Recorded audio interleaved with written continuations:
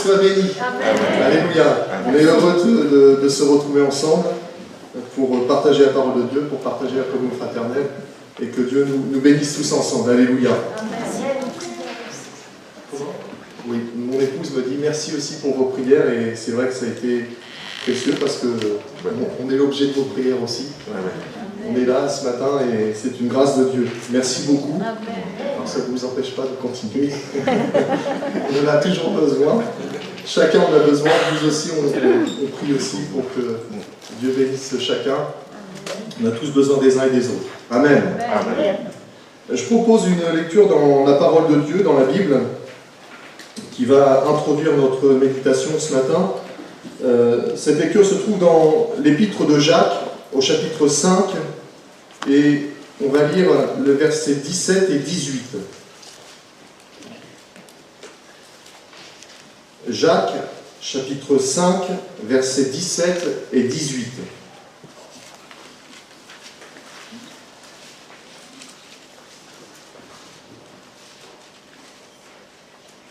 Élie était un homme de la même nature que nous.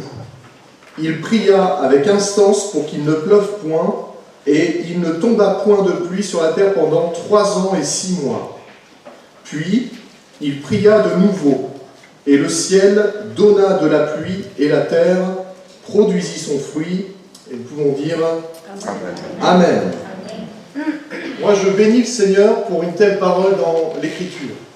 Vous savez que la Bible, c'est ce qui fait la base de notre foi, et je bénis vraiment le Seigneur de ce que Dieu ait permis que ces choses-là soient écrites. Élie était un homme de la même nature que nous. Amen.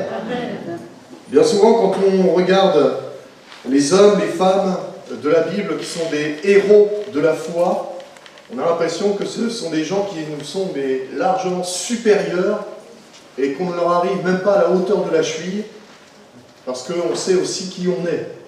On connaît nos faiblesses, on connaît nos difficultés, on connaît nos incapacités, et on se dit, mais si Élie a été cela, si tel homme, telle femme de Dieu a été cela, mais moi, j'y arriverai pas.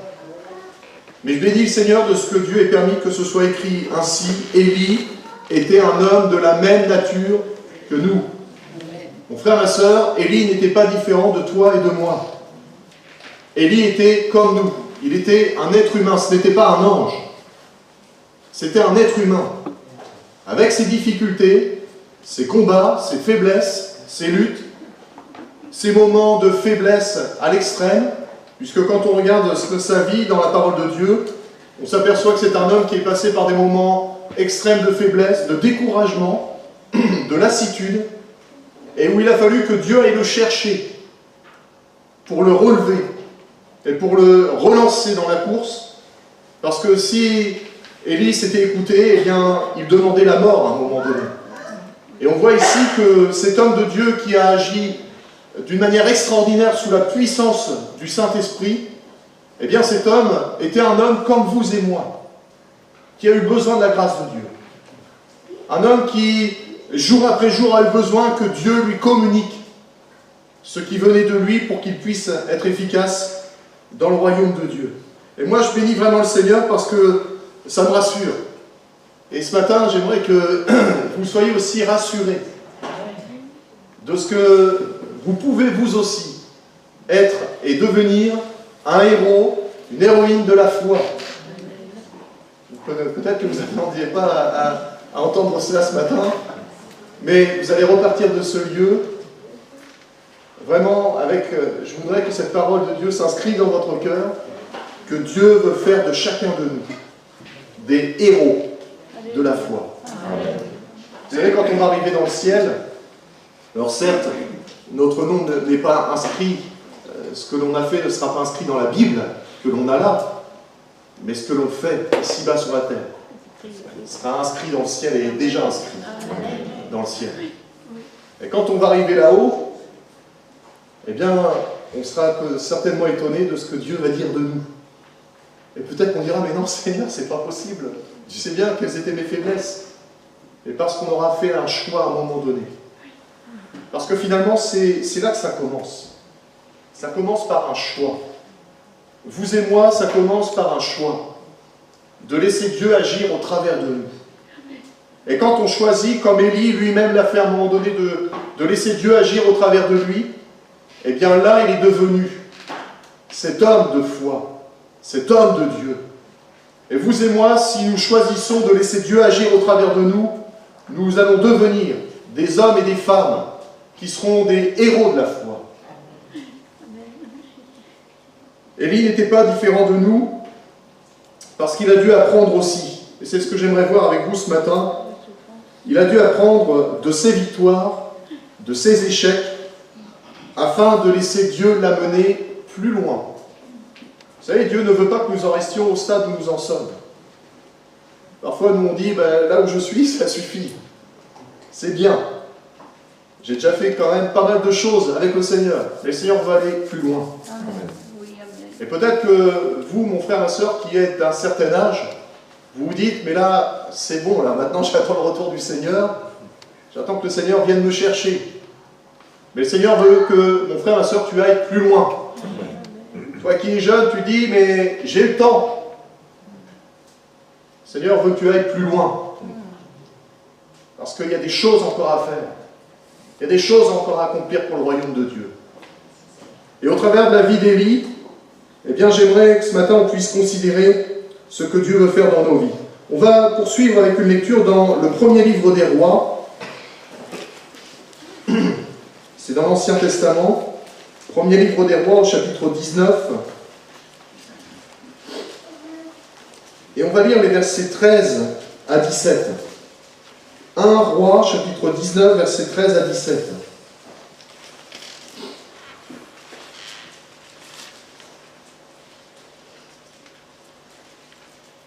Alors, pour remettre dans le contexte de notre lecture, on retrouve justement Élie ici, qui a été emmené par Dieu dans un endroit de rencontre,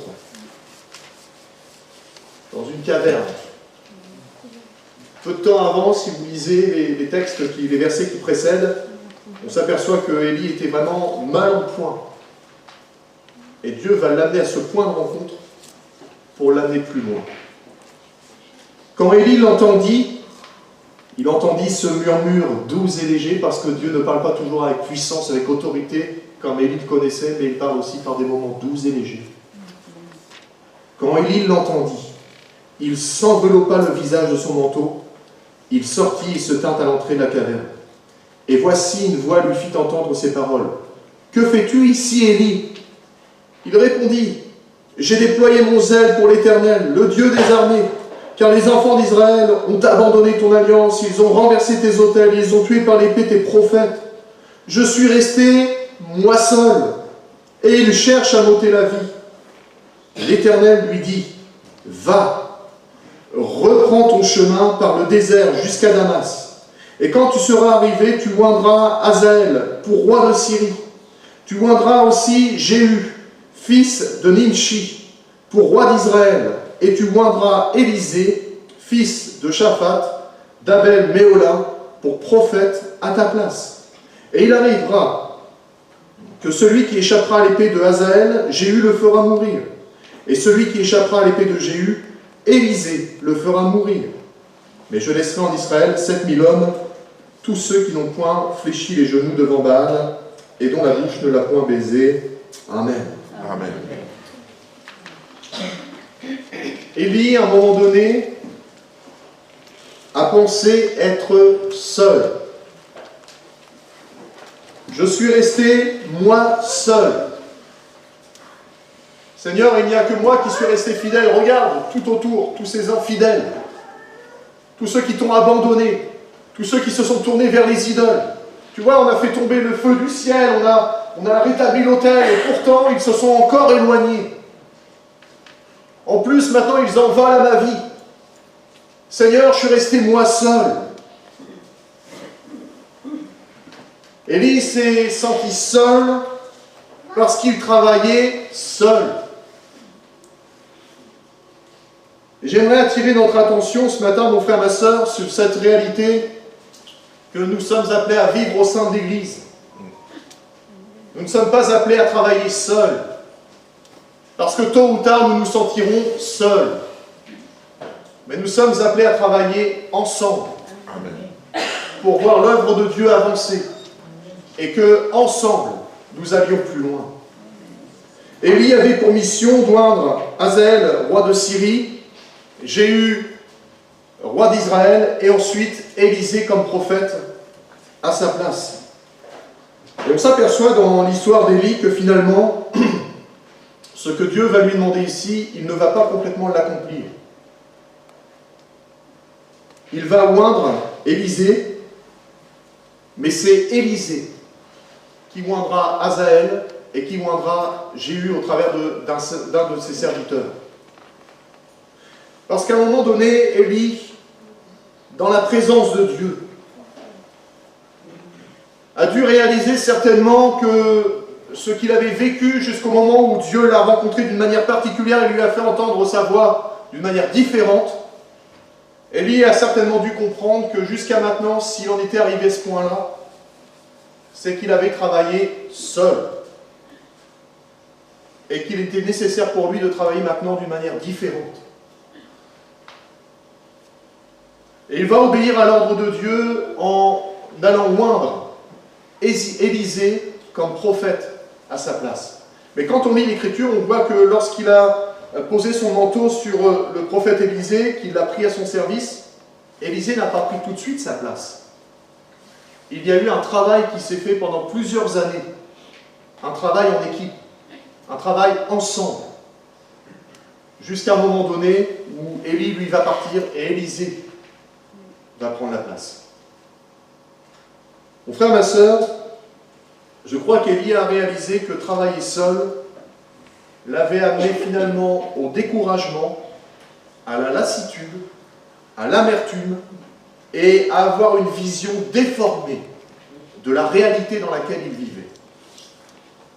Parce que Dieu savait qu'il n'était pas seul, resté seul, mais qu'il y en avait d'autres qui s'étaient préservés des idoles.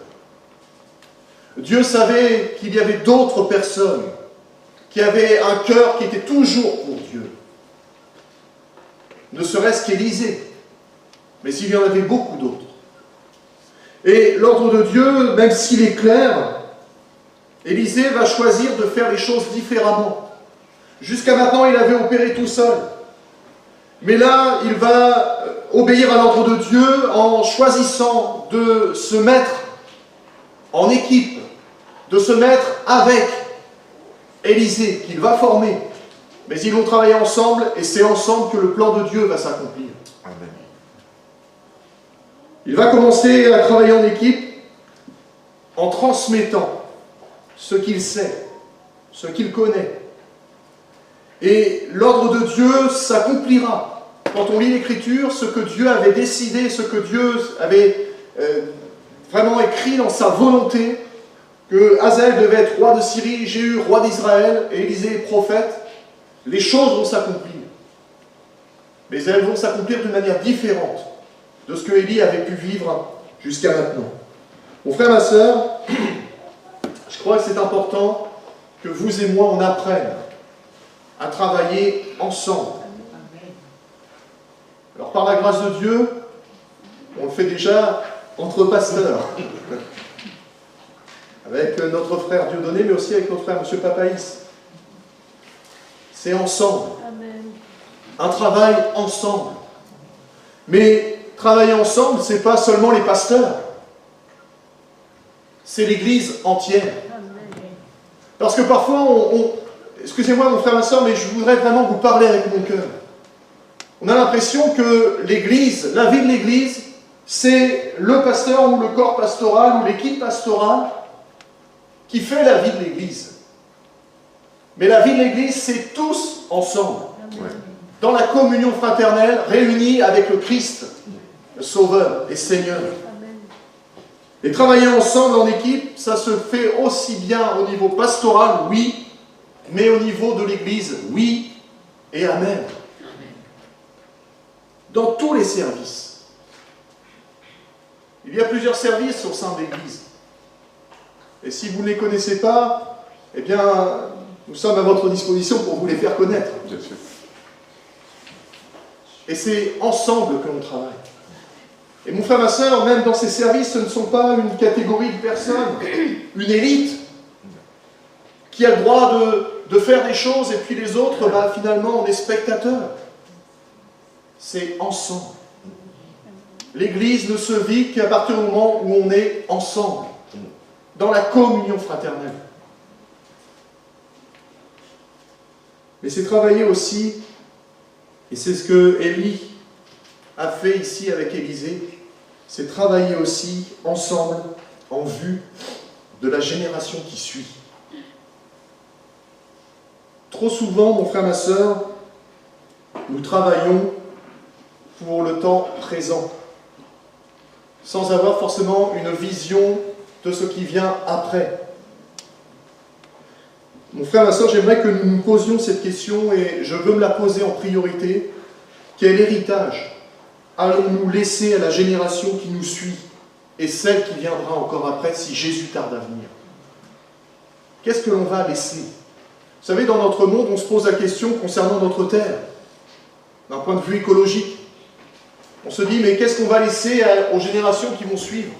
Mais je crois que cette question peut se la poser aussi au niveau de l'Église. Qu'allons-nous laisser comme héritage spirituel à celles et ceux qui vont nous suivre et qui, si Jésus tarde à venir, suivront encore après? Je crois qu'on doit apprendre, et l'exemple d'Élie ici nous le montre, que l'on doit apprendre à travailler ensemble. Ensemble en transmettant. Ensemble en formant. Ensemble en travaillant déjà entre générations, les anciens, les moins jeunes, les plus jeunes, et ceux qui viendront après.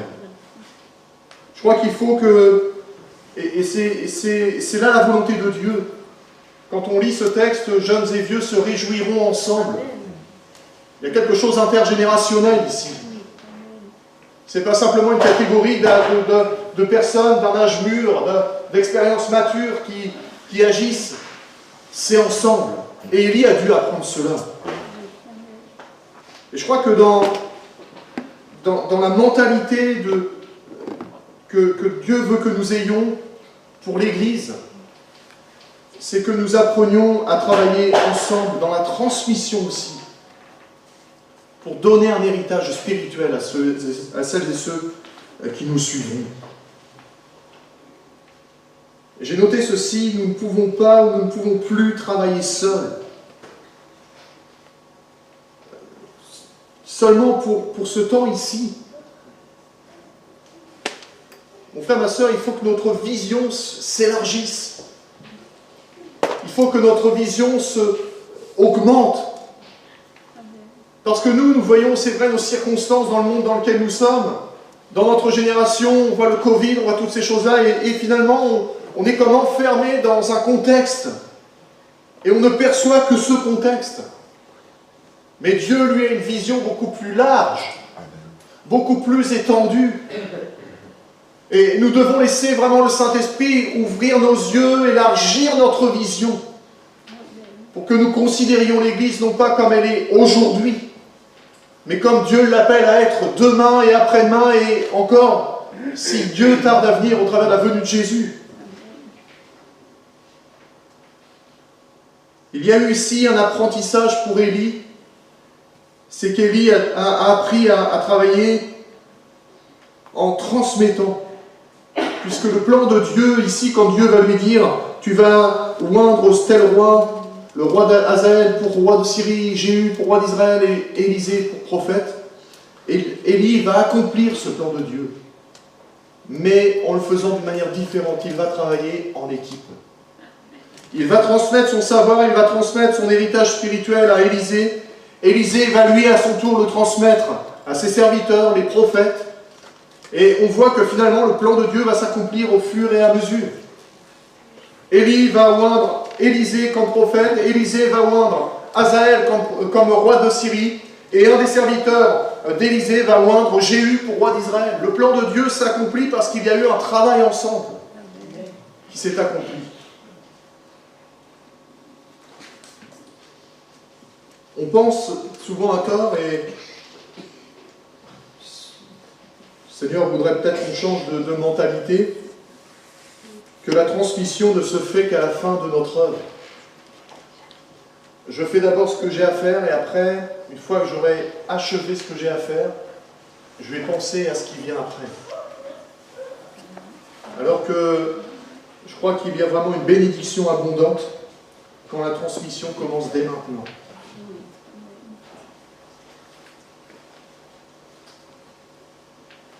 C'est un pasteur que je connais très bien qui disait ceci, qu'il faut que nous apprenions à travailler dès maintenant avec la génération qui suit, parce que finalement, il faut que cette génération-là soit déjà impliquée dans le présent. Parce que si nous attendons que notre œuvre soit achevée, la génération en cours de route est déjà perdue. Ou difficilement rattrapable. Et je crois qu'on doit vraiment laisser le Seigneur nous travailler nos cœurs, travailler nos mentalités, nos conceptions, pour que nous commencions peut-être à travailler d'une manière différente que nous l'avons peut-être fait jusqu'à maintenant, mais travaillons ensemble, pour la gloire, pour le royaume de Dieu. Alors j'aimerais qu'on puisse voir ensemble le chemin qu'il nous faut aussi prendre. Parce que dans le deuxième livre des Rois, et on va suivre cette lecture aussi, le deuxième livre des Rois, au chapitre 2, et à partir du verset 1er, on voit que dans ce temps que Élie et Élisée ont eu de formation, à un moment donné, eh bien, Élie, effectivement, va passer le relais. Mais il ne va pas le passer comme cela d'un seul coup. Dieu va permettre qu'il y ait un cheminement. Dieu va permettre qu'il y ait un chemin qu'ils vont prendre ensemble et qui va amener Élisée à bénéficier de l'héritage spirituel que Élie possédait. 2 Rois, chapitre 2, verset 1er, on va lire jusqu'au verset 15. Lorsque l'Éternel fit monter Élie au ciel dans un tourbillon, et la parole de Dieu, moi j'aime cela, c'est qu'il y a plein de détails qui nous sont donnés, mais si on lit comme cela, on passe à côté de détails importants. Il nous est dit qu'Élie partait de Gilgal avec Élisée. On va y revenir après. Élie dit à Élisée, « Reste ici, je te prie, car l'Éternel m'envoie jusqu'à Béthel. » Élisée répondit, « L'Éternel est vivant et ton âme est vivante. » Ça veut dire que Élie n'est pas encore mort. On travaille encore ensemble là. On est encore ensemble. « Je ne te quitterai point. » Et ils descendirent à Béthel. Les fils des prophètes, vous voyez, il y a encore un autre élément de travail en équipe. Les fils des prophètes qui étaient à Béthel sortirent vers Élisée et lui dirent, « Sais-tu que l'Éternel enlève aujourd'hui ton maître au-dessus de ta tête ?» Et il répondit, « Je le sais aussi, taisez-vous. » Il y a parfois des moments où on n'a pas envie qu'on nous rappelle certaines vérités. Verset 4.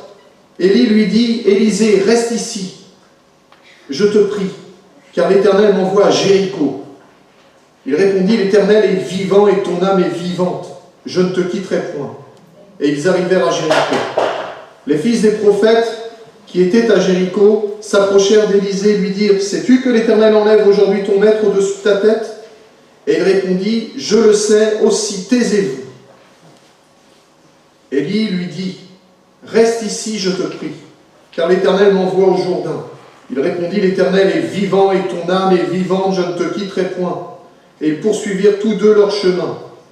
50 hommes d'entre les fils des prophètes arrivèrent et s'arrêtèrent à distance vis-à-vis, et eux deux s'arrêtèrent au bord du Jourdain. Alors Élie prit son manteau, le roula et en frappa les eaux, qui se partagèrent çà et là, et ils passèrent tous deux à sec. Quand ils eurent passé, Élie dit à Élisée, « Demande ce que tu veux que je fasse pour toi, avant que je sois enlevé d'avec toi. » Élisée répondit, « Qu'il y ait sur moi, je te prie, une double portion de ton esprit. » Élie lui dit, « Tu demandes une chose difficile, mais si tu me vois pendant que je serai enlevé d'avec toi, cela t'arrivera ainsi. Sinon, cela n'arrivera pas. Comme ils continuaient à marcher, et moi je rajoute ensemble, en parlant, voici un char de feu et des chevaux de feu les séparèrent l'un de l'autre, et Élie monta au ciel dans un tourbillon. Élisée regardait et criait, mon père, char d'Israël et sa cavalerie, et il ne le vit plus. Saisissant alors ses vêtements, il les déchira en 2 morceaux, et il releva le manteau qu'Élie lui avait laissé tomber. Puis il retourna et s'arrêta au bord du Jourdain. Il prit le manteau qu'Élie avait laissé tomber, et il en frappa les os, et dit, où est l'Éternel, le Dieu d'Élie? Lui aussi, il frappa les os qui se partagèrent ça et là, et Élisée passa. Les fils des prophètes qui étaient à Jéricho vis-à-vis, l'ayant vu, dire, l'esprit d'Élie repose sur Élisée. Et ils allèrent à sa rencontre et se prosternèrent contre terre devant lui. Amen. Amen. Mon frère, ma soeur, il nous faut aller de l'avant. Dieu veut que nous allions plus loin. Dieu veut que l'église de Marom aille plus loin. Amen. Amen. Alors Élie a formé Élisée. Il lui a transmis tout ce qu'il avait appris, tout ce que Dieu lui avait communiqué. Et Élie va sentir le moment de son départ approcher. Mais avant que Élie ne soit enlevé, Dieu va appeler Élie à effectuer un voyage, un périple, qui va finalement déterminer le plan de Dieu pour la continuité de l'œuvre que Dieu avait communiquée à Élie, qu'Élie a transmis à Élisée, qu'Élisée transmettra ensuite aux serviteurs et aux autres prophètes. On pourrait parler ici, alors j'espère que vous allez comprendre ce que je vais vous dire, mais on pourrait parler ici d'un pèlerinage ou d'un voyage initiatique. Alors qu'est-ce que c'est qu'un voyage initiatique? Je vous rassure, on ne fait pas de choses ténébreuses. Hein? On est vraiment dans la présence de Dieu. Un voyage initiatique, la définition c'est ceci, c'est un voyage dans lequel une personne se trouve confrontée à des épreuves, aux nouvelles expériences qui lui permettent de passer à l'âge adulte, d'entrer dans une maturité. Et par ce voyage, par ce parcours, Élie continuait de transmettre pour qu'Élisée devienne lui-même mature, arrive à la maturité, à l'âge adulte de ce que Dieu avait prévu pour lui, pour qu'ensuite lui aussi transmette et que d'autres entrent dans cette maturité, dans cet âge adulte. Et vous savez comme moi que dans les enseignements que nous recevons au travers des épîtres, des apôtres, eh bien nous sommes exhortés à ne pas rester au lait spirituel, mais à entrer dans une maturité, à grandir, à évoluer. Et mon frère, ma soeur, même si peut-être physiquement nous sommes adultes pour la plupart, matures pour la plupart, eh bien parfois spirituellement nous avons encore besoin, et moi le premier, besoin de grandir, de maturer, de parvenir à l'âge adulte de ce que Dieu a prévu pour nous. Élisée va comprendre que pour entrer dans la volonté de Dieu et vivre la bénédiction que Dieu faisait reposer au travers du ministère d'Élie, pour que lui aussi puisse en bénéficier, Élisée va comprendre qu'il faut suivre Élie jusqu'au bout. Et que le travail ensemble ne se fait pas pour un moment, mais qu'il va falloir qu'il suive jusqu'au bout. Pour percevoir, pour recevoir une pleine bénédiction sur son ministère. Quoi qu'il se passe, ou que cela lui manque comme effort ou implication. Et vous savez, quand on veut suivre le Seigneur, quand on veut accomplir la volonté de Dieu, parfois on peut avoir certaines personnes qui viennent nous décourager. Et comme Élisée l'a fait, ben parfois il faut faire taire certaines voix. Laisse-moi aller jusqu'au bout. Laisse-moi aller jusqu'au bout de ce que Dieu a prévu pour ma vie. ne me retiens pas, ne me retenez pas. Je veux aller jusqu'au bout.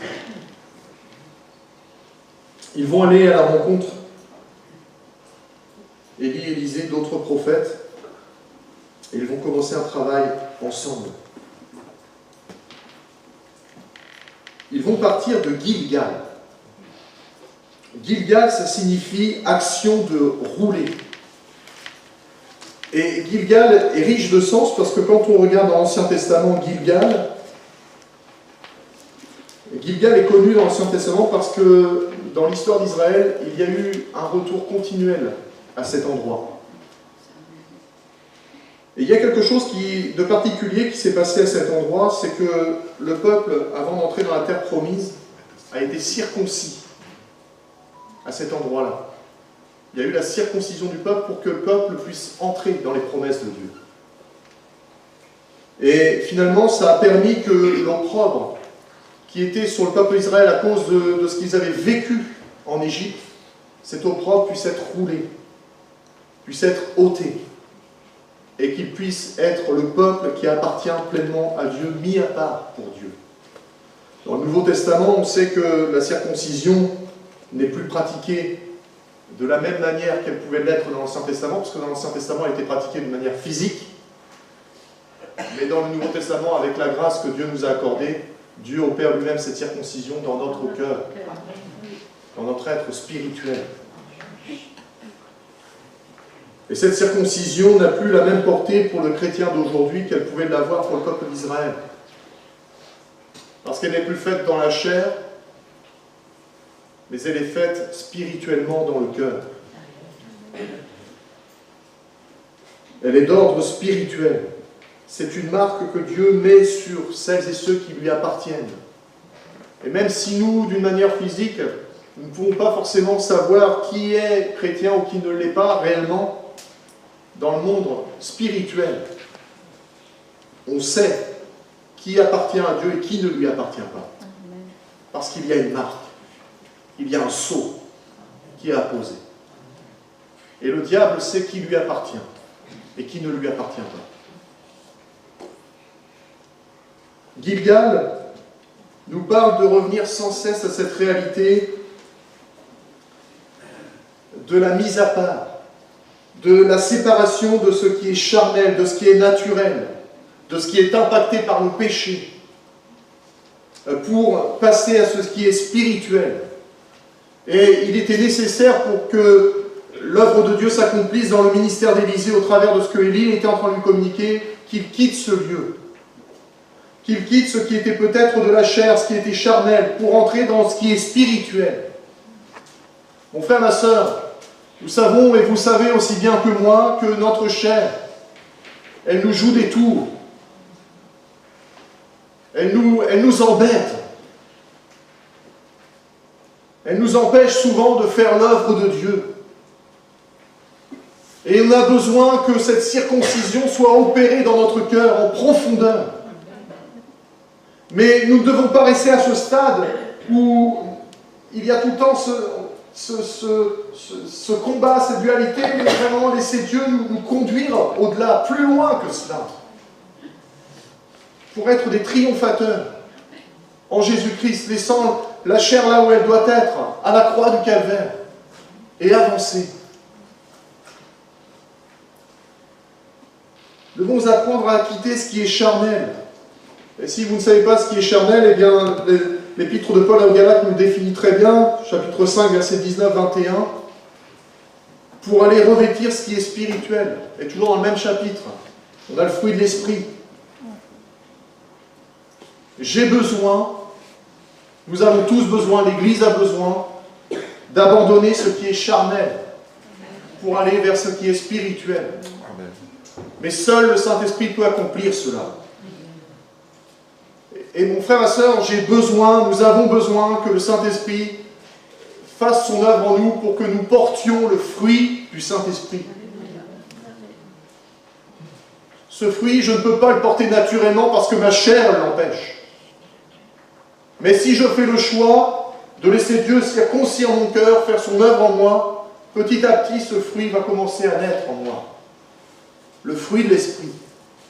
Et il était important qu'ils partent de Gilgal pour entrer pleinement dans ce qui était spirituel. Et vous et moi, nous avons besoin aussi de partir de notre Gilgal pour entrer dans ce qui est spirituel, dans ce qui est de la volonté de Dieu. Et Élie va dire, Dieu m'appelle à aller à Béthel. Béthel signifie maison de Dieu. Et Béthel, c'était l'ancien sanctuaire qui était à peu près situé à une vingtaine de kilomètres au nord de Jérusalem. Et c'est notamment dans ce lieu que Dieu va apparaître à Jacob. À l'époque des juges, ce sanctuaire va jouer un rôle important, notamment dans la guerre contre Benjamin, contre la tribu de Benjamin, et c'est aussi là que le prophète Samuel viendra régulièrement prononcer ses jugements en tant que juge d'Israël pour rendre la justice. Après la division du royaume de Salomon, Jéroboam va élever dans ce lieu un sanctuaire royal qui finalement va devenir une pierre d'achoppement pour le peuple d'Israël pour l'amener à pécher. Et ce sanctuaire de Béthel, qui était encore vénéré du temps du prophète Élisée, sera ensuite vivement critiqué par le prophète Amos. Mon frère, ma sœur, ça nous amène à considérer que Dieu veut que nous nous situions dans un lieu, mais que nous ne restons pas forcément toujours dans ce lieu. C'est-à-dire, je m'explique, qu'il y a des moments, des lieux, des circonstances où Dieu se révèle. Mais ce n'est pas parce que Dieu s'est révélé de cette manière-là, dans ce lieu-là, de cette manière-là, que Dieu fera toujours comme cela. Et souvent, nos cœurs s'attachent à ce que nous avons vécu, expérimenté déjà. Alors, je ne citerai pas de nom, mais je me souviens d'une assemblée où on ne voulait pas changer, par exemple, certaines choses dans l'assemblée parce qu'il y avait des objets qui avaient connu le réveil. Parce que le cœur était attaché à cela. Mon frère, ma sœur, oui, Dieu a béni. Béthel, Dieu s'était révélé. Mais Béthel est devenu à un moment donné un lieu d'idolâtrie. Et Dieu a voulu que le prophète Élie et Élisée arrivent à Béthel, mais ne reste pas à Béthel, aille plus loin. Parce que Dieu a d'autres choses encore à faire, a d'autres choses encore à accomplir. Et nous ne pouvons pas, mon frère, ma sœur, vivre avec le passé. Le passé a certainement été glorieux, et merci Seigneur. Mais Dieu a aussi un avenir qui est autant et davantage glorieux. Avec encore de plus belles choses. Peut-être que vous et moi, nous n'avons jamais connu. Que vous et moi, nous n'avons peut-être même pas conscience. Que nous ne réalisons même pas dans notre esprit de ce que Dieu est capable de faire. Et il a fallu qu'ils aillent jusqu'à Béthel, mais à Béthel, ils n'y sont pas restés. Il a fallu qu'ils aillent plus loin. Et Élie veut emmener Élisée plus loin. Parce qu'il avait besoin d'apprendre que Dieu était capable de se révéler en tout lieu, en toutes circonstances, et de faire des choses qui dépassaient ce que l'être humain peut considérer.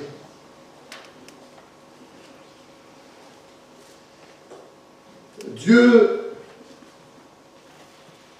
nous attend souvent là où nous ne penserions pas le trouver. Dieu nous attend souvent là où nous ne penserions pas qu'il puisse faire quelque chose. Et parce qu'il agit de cette manière-là, à tel endroit, on pense que c'est toujours à tel endroit que les choses vont s'accomplir.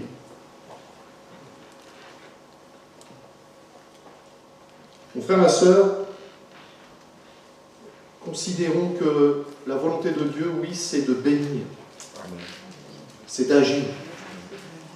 Mais il ne le fait pas toujours pareil. Et c'est pour ça que nous devons apprendre, comme Élie et Élisée ont dû l'apprendre, à aller plus loin.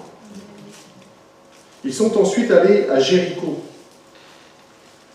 Jéricho, ça signifie ville de la lune ou ville des palmiers.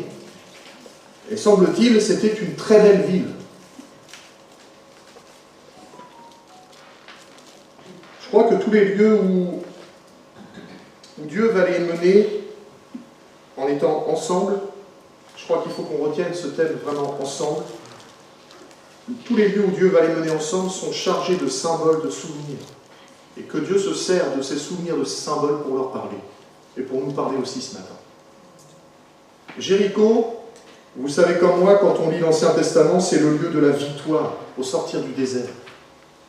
C'est le lieu où Dieu a permis que finalement, quand les murailles se sont écroulées, parce qu'Israël et Josué ont obéi à la voix de Dieu, ça a été comme la clé que Dieu leur a donnée pour ouvrir la porte du pays de la promesse. Si Jéricho n'était pas tombé, ils ne pouvaient pas entrer dans le pays de la promesse. Il fallait que Jéricho tombe. Et Jéricho était la clé pour eux pour rentrer dans le pays de la promesse. C'est le lieu aussi où le peuple a dû attendre, a dû patienter, a dû supporter peut-être des railleries. Parce que quand vous faites le tour de la ville, plusieurs fois, pendant plusieurs jours, et que vous ne voyez rien se faire, peut-être que le peuple a supporté les railleries des habitants de Jéricho en disant « Mais ça sert à quoi ce que vous faites ?» Mais ils ont patienté, ils ont obéi, ils ont attendu avec confiance. Et parce qu'ils ont obéi, parce qu'ils ont fait confiance à Dieu, parce qu'ils ont fait exactement ce que Dieu leur demandait de faire, eh bien, il y a eu une victoire éclatante, miraculeuse, divine. Les murailles se sont écroulées et ils ont envahi la ville et ils ont été vainqueurs. Mon frère, ma soeur, c'est important que vous et moi, nous passions aussi par nos Jérichos. Que nous nous souvenions et que nous revenions au lieu de nos victoires, non pas pour nous y arrêter, mais pour considérer que ce que Dieu a déjà fait, il est capable de le faire encore. Amen. Pour considérer que la puissance de Dieu qui s'est opérée dans nos situations où nous en sommes sortis vainqueurs d'une manière que nous ne pouvions pas imaginer au départ, Dieu est toujours capable de faire des miracles. Dieu est toujours capable d'accomplir des choses extraordinaires. Amen. Dieu est toujours capable de faire tomber des murailles. Et peut-être que ça fait longtemps que tu tournes autour de murailles. Peut-être que ça fait longtemps que tu te trouves dans une situation où tu as l'impression que tout est bloqué. Mais persévère, continue. Si Dieu t'a placé là, si Dieu a mis sur ton cœur que tu allais avoir la victoire, tu vas l'avoir. Mais il faut persévérer, il faut aller plus loin. Et quand Dieu nous permet de nous souvenir de ces victoires, c'est toujours pour nous propulser plus loin, c'est toujours pour nous amener plus loin avec lui, dans une nouvelle dimension. En quelque sorte, c'est comme si Dieu nous disait, mais tu vois mon enfant, ce que j'ai déjà fait pour toi, c'est rien comparé à ce que je peux faire encore.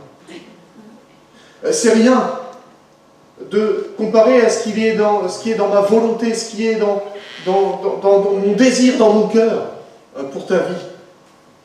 Et Dieu pourrait nous dire, mais lorsque j'ai agi à Jéricho avec puissance et autorité, eh bien ce sera toujours pareil.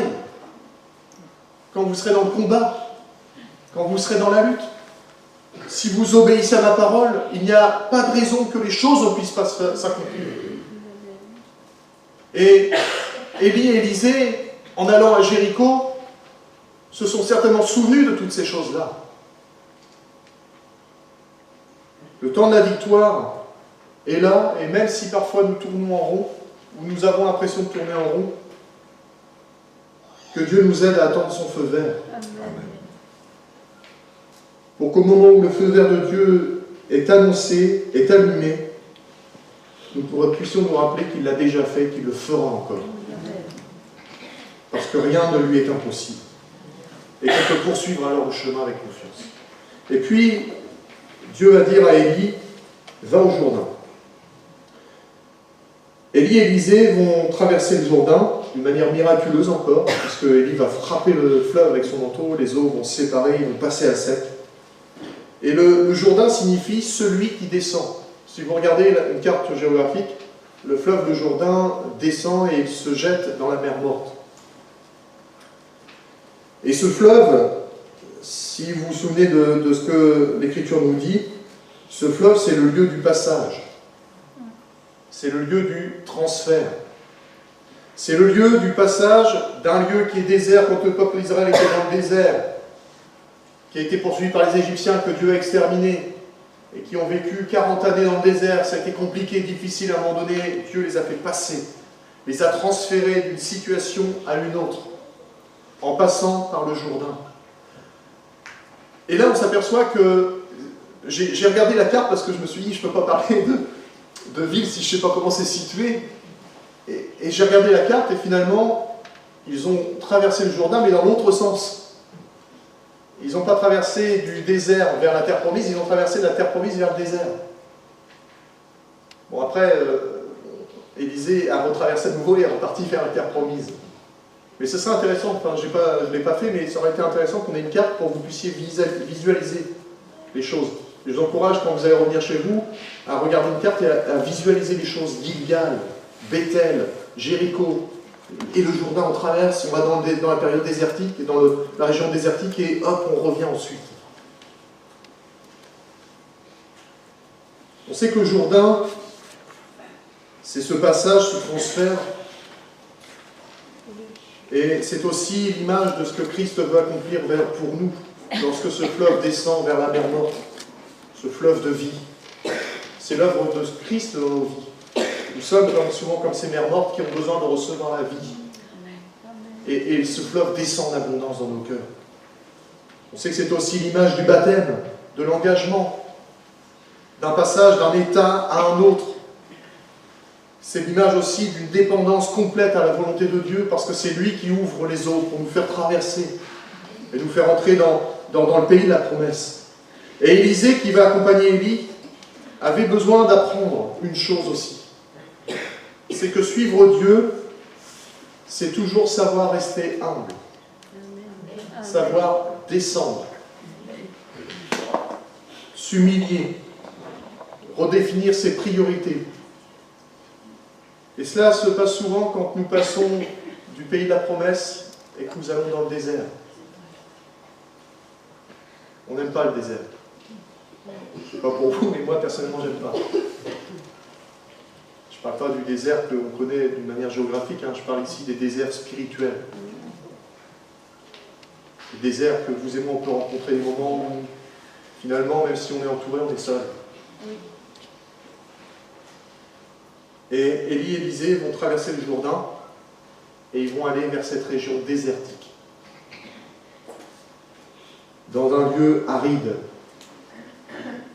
Et parfois, Dieu permet que nous puissions vivre ces moments de désert, ces lieux arides, où finalement nous nous retrouvons tout seuls, face à nous-mêmes, face à Dieu.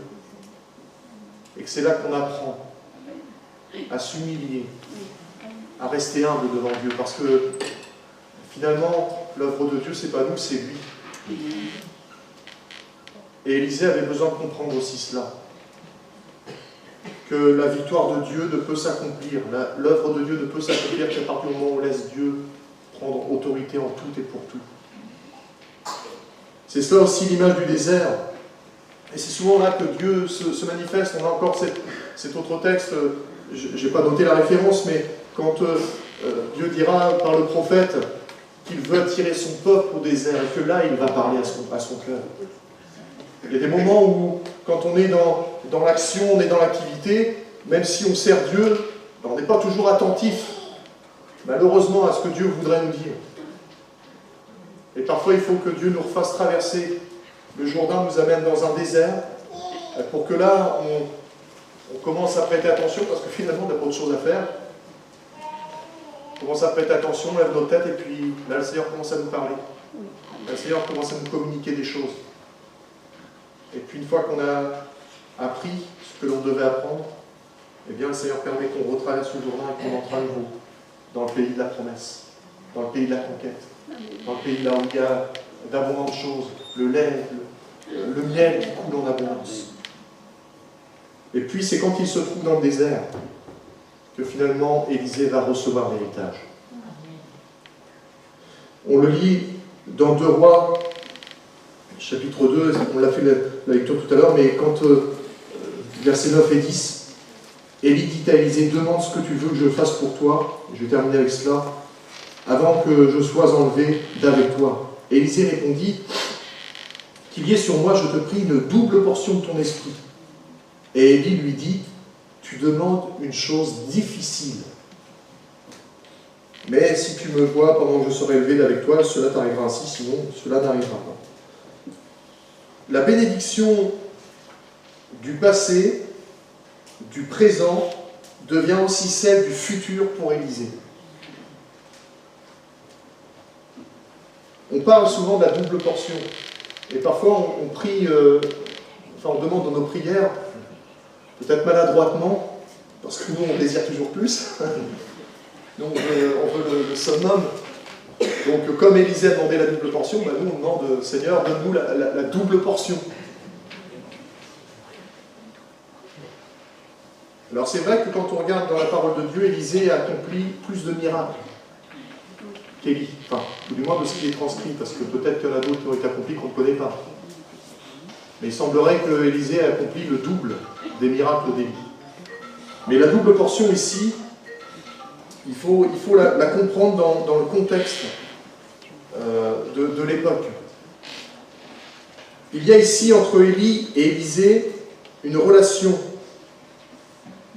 de père-fils spirituel.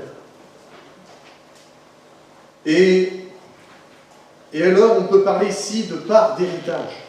Et finalement, c'est ce que, quand Élie va lui dire « Demande-moi ce que tu veux », Élisée va se comporter en tant que fils spirituel d'Élie. Et il va lui réclamer la part de l'héritage qui lui revient en tant que fils.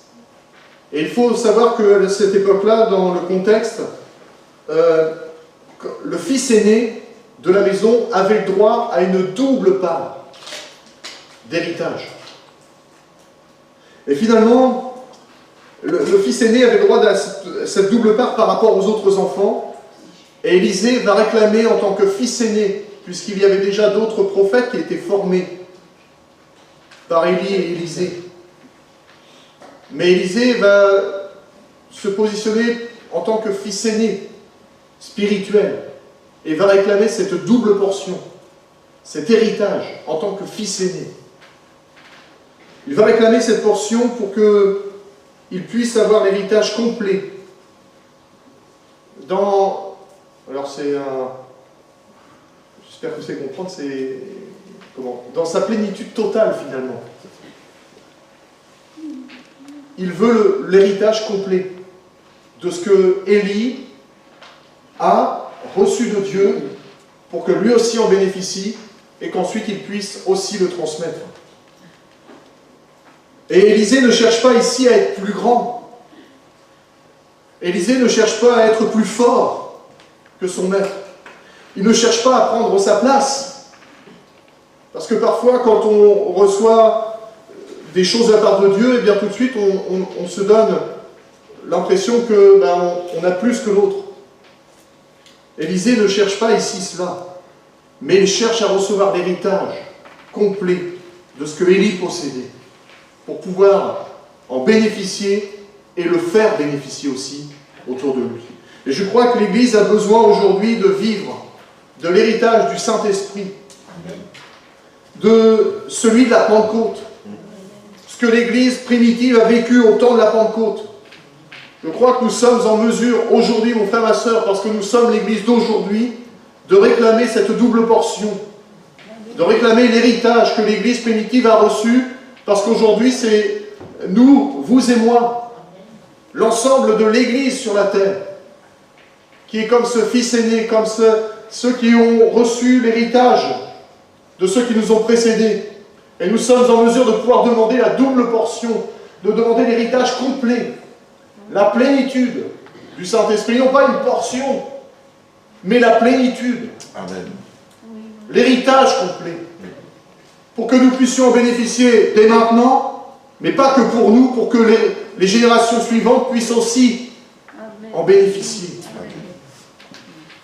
Que Dieu nous aide à ne pas chercher à être plus grand, plus fort que les uns ou les autres, ou peut-être nos prédécesseurs, ou à prendre la place de quelqu'un, mais cherchons seulement à être au bénéfice Alléluia.